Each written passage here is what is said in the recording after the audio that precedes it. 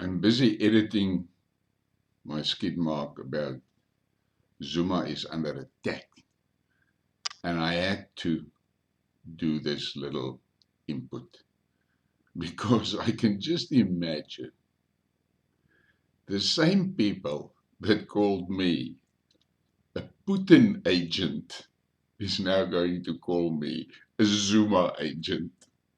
I had to share that. 5th of July 2023. This is one of that what the fuck moments. And I want to start this what the fuck moment with something that a new friend sent me earlier. He sent it to me after I told him that I need to do a skid mark on Zuma. But I know it will most probably leave a few serious skid marks in some underwear. Shout out to all free thinkers. A free thinker is always called crazy by the masses. The majority of the people who are hooked up on the matrix are close-minded. They have been deeply conditioned to live in fear. When such people see an awakened being who thinks freely and understands all perspectives, their egos get triggered. They start justifying their close-minded thinking by calling you crazy. They are so deeply programmed that they don't even realize the person they are calling crazy is the one who's going to set them free. A free thinker never impresses others. They break other people's beliefs and speak the truth. Now, I read it, and me being the artistic soul that I am and the philosopher that I am, that piece really made me think a lot. Now, you have to really just listen first to what I have to say, and then you can make your mind up. And if you're angry, I'm not going to be disturbed by it. If you differ from me, I don't expect everybody to agree with what I say. Please feel free to comment. That is why the comments are open on these videos. Express your opinion. But just take note, I will never get involved in a debate in the comments on videos. First of all, it's very difficult to track. Second of all, we've got a problem with the way that the platform is handling comments, and they hide comments and they show comments and they just fuck around with the comments. So it's not a reliable place, and many of you must have experienced that you place your comment, you come back later and you can't find it. I can assure you, I very rarely delete a comment. I will only delete a comment that is brutally disrespectful and blatant, and that's it. But the rest I leave, because what is the use if everybody just agrees? We're in the shit where we are today because people are not talking to one another. And the most important bloody problem is people talk, but the other fuckers don't listen. They don't listen. While you're talking, they're sitting there planning their fucking answer instead of listening to what you are saying and then responding. Sorry for that. Jacob Zuma was thrown under the bus by the XXX. And we, the people, black and white, we helped them. Now we are beginning to pay for that stupidity. And we will keep on paying because we keep on being stupid. They caught us with the easiest of all traps: racism. I don't think people realize what a powerful propaganda weapon racism really is. I will do another skid mark on that specifically. Right about now, I can almost see eyes widening, blood pressure rising, swear words streaming. But that's okay. We have all been caught with the same rotten bait, racism. I just need to make this very clear. The Zuma story is way too much for one Skidmark, and I will have to do a few. So make sure you subscribe if you don't want to miss it. Back to Zuma. Zuma is proud to be a Zulu, just as I am proud to be an Afrikaner. He made no secret that he was a tribalist, same as Afrikaners. Look at these images and ask yourself, what is the difference? For me, there is no difference. Same thing, just different tribes. Yes, tribes. Look at this image. This is a lot of Zulus together. Zulu. And they are identifying themselves as Zulus. And this image is Afrikaner boys, guys, men. Look at them. And they are not ashamed to identify themselves as Afrikaner. What you see there has become internationally known as the Afrikaner uniform. It's fact. That's it. You see a guy with a khaki shirt and a khaki shorts and you just automatically assume he's an Afrikaner. Then look at this image. This is from a movie set. But look at the deeper meaning behind it. That Zulu warrior has slain the British, and he's proud of it. And I am sure Zuma identifies with that. Think about that. So if you want to accuse him, Zuma, of racism, then you reveal yourself as a racist. Now you need to just listen and think. Think about the things I'm going to mention, especially Afrikaners. For the record, I will be focusing on the effects and effects on Afrikaners. Other minorities might find a lot of resonance in it, but I'm an Afrikaner, so that is what I understand and will stick to. One of the first things the XXX did was to feed us the cock about Zuma's Standard 3. And that resonated well within the Afrikaners because we respect education. For most Afrikaners, that was enough to discredit everything connected to Zuma. It's a tragedy, boys. Really, it's a tragedy. Zuma's public and open commitments to the Zulu race was used against him amongst the other ethnic groups in the same way as his qualifications or lack of it was used in the white population. For the XXX, Zuma was and is very dangerous. Number one, his history with intelligence services gave him a good insight into their evil plans and methods. Never forget that. Never forget that. You need to understand this. FW, Mandela, Ramaphosa is and were the XXX selected players. And Zuma was not on their team. To me, Mbeki is a bit of a dark horse, but he was and is part of the XXX team. FW blessed Mandela, and Mandela's choice as a successor was Cyril Ramaphosa.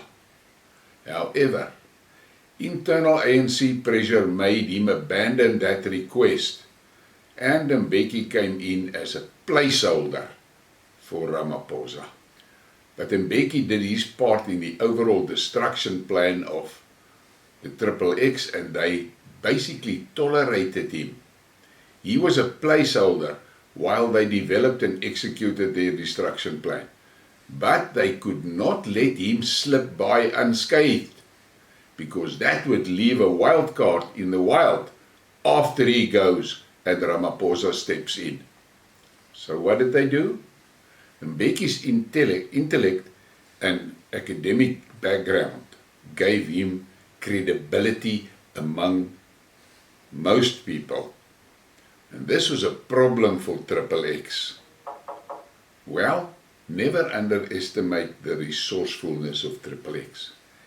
They tanked Mbeki's reputation with the HIV/AIDS denial and ridiculous resistance to ARVs. Mbeki was trapped with a shit story and his credibility seriously ruined. Even up to today, most people remember him for specifically that and very little else. That is how evil XXX works. The fact that thousands died was irrelevant. As long as Mbeki's reputation was screwed, they are happy. Fuck the dead. But then things went wrong, unplanned. Zuma got into the saddle and the XXX realized they were in the shit with this guy. Zuma knew many of their dirty tricks, and more important, he knew many of their players and plans. He was a real threat to XXX, here in South Africa specifically. So they had to get rid of him. Their problem is that his popular support was big. He was not afraid to act. He did not have masters that controlled him, and the XXX could not manage and direct him. He was like a bulldozer with an angry man behind the controls. Now many of you are going to try and tell me that the Guptas controlled him. Really? More important, the Guptas are not part of XXX. That you must never forget. What is the difference? FW, Mandela and Mbeki, controlled by XXX money. Zuma, controlled by Gupta money. And I use controlled in the case of Zuma very reluctantly, because from what I know about Zuma, he does not allow anyone to control him. He might give you a rope, but you will never pull him anywhere with that rope. I will do a skidmark on Zuma and the Guptas. So, Zuma was not in the XXX pockets. They hated that. Zuma was pro-tradition, culture and family. XXX hates that. Zuma has zero tolerance for the gender shit. XXX hate that. XXX was in the crapper with Zuma, and they needed to get rid of him. The problem was, the Zulu nation is the biggest ethnic group in South Africa, and Zuma has strong support among the Zulus. He was not going to be pushed around easily. On top of it all, Zuma is a fighter, a warrior, not afraid to throw the first punch. Who can forget Malema going down and Winnie with an arm around him leading him away? He tried his luck with Zuma and paid for it. Zuma was not going to allow a pickaninny to talk to him like that. XXX needed an army. And what do you know? They pulled their cupboard open and hauled the next puppet out. They'd been nursing him for a long time, and now it was his time to play. Julius Malema. He was the right guy, corrupt and gullible. He was, however, a good showman, and they needed someone like that to whip up their reserves, the Sasa generation. These stooges were bred for this purpose. Badly educated, culturally divorced, zero discipline, and no respect for anything. The ideal cannon fodder. So Julius gathered a lot of them into the EFF and began to fight against Zuma. Not against the ANC, that is XXX property. No, against Zuma. and we all know how that ended. We know how FW was a Triple X pet. He was the chosen one to destroy the National Party. Jaap Marais and Andries Treurnet had to go. They were dangerous to the Triple X pet, the NP. We know how they were crushed. Gatsha Buthelezi and his IFP had to go. They were not Triple X puppets and dangerous to the Triple X pet, the ANC. Zuma was chosen to break the IFP hold on the Zulus. It was a cunning Triple X move. Zuma was popular and an outspoken tribalist, so the Zulu population did not suspect him. So Triple X pushed him onto the table, and in KwaZulu, and Zuma brought the Zulus to the ANC. And he brought Natal to the ANC. It was a dangerous move for the Triple X, but they were already working on their other pet, Julius, and the Sasa Brigade. So in conclusion, we, the Afrikaners, were scammed. Triple X needed us to reject and dismiss Zuma, because if we caught on to Zuma's tribalism and identified it correctly, Zuma would gain a powerful ally. And that is completely unacceptable to Triple X. And in fact, actually dangerous. Because just as the Zulu tribe, the Afrikaner tribe has fierce warriors. As I said, I will do more Skidmarks on the Zuma subject, but for now, you really need to think. Think on why do you really not like Zuma? From what I know, he could be a valuable ally in our own fight for survival. Never forget, strong men respect strong men because they know what strength really means. Please think about these things. Just sit down quietly and let it mull through your head and think about it and think how it all fits in. Because at the end of the day, Triple X is the enemy of all of us ordinary people. Never forget that. Never. Please give me a like, subscribe, and share the thing. And in the pinned comment and in the description, I have some options if you feel that you would like to support the channel. As I said, I also need to buy groceries and pay electricity and things like that, and these Skidmarks take a hell of a lot of my time. But the reality is, the mighty MSM machine out there is having it all their way. And independent voices like mine, we fight a Goliath. You don't understand. I don't think you really understand what we have to go through just to get our message out.